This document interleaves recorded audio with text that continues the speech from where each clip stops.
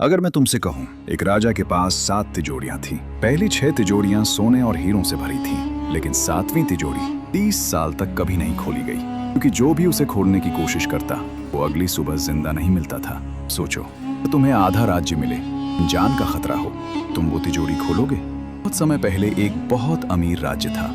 राज्य का राजा बहुत बुद्धिमान था, उतना ही रहस्यमय। पहली 6 तिजोरियां लोग महल में इकट्ठा हो गए। पहली तिजोरी खोली गई, वो सोने से भरी थी।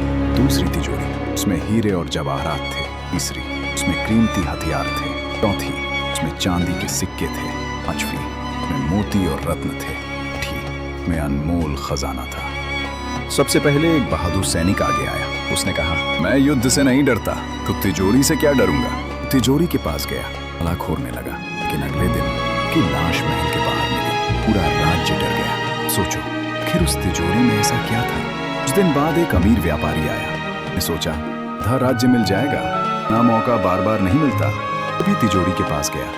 अगली सुबह वो भी मरा हुआ मिला। पूरे राज्य में डर फैल गया। कहने लगे, तिजोरी में जरूर कोई शाप है। बताओ, तुम वहां होते तो क्या करते? उसी राज्य में गरीब किसान रहता था। वो मेहनती था, लेकिन बहुत गरीब। एक दिन उसने सोचा, अगर डरकर बैठा रहूंगा तो जिंदगी भर गरीब ही रहूंगा। वो महल पहुंच गया। लोग उसका मजाक उड़ाने लगे। जहां सैनिक और व्यापारी मर गए, वहां ये किसान। तुम बताओ, उस तिजोरी में क्या होगा? सबसे बड़ा ट्विस्ट, किसान ने तिजोरी खोली और अंदर देखा, लेकिन अंदर देखकर वो हैरान रह गया, क्योंकि अंदर न सोना था न खजाना, सिर्फ एक आईना रखा था। सोचो, राजा ने तिजोरी में आईना क्यों रखा होगा? राजा मुस्कुराया और बोला, और इस कहानी पर गुरुजी का ज्ञान कहता है, इंसान को सबसे बड़ा डर दुनिया से नहीं, से होता है। जो अपने डर को हरा देता है, के लिए कोई तिजोरी बंद नहीं रहती। कमेंट में बताओ, अगर हमारे सामने वो 7वीं तिजोरी होती, खोलते?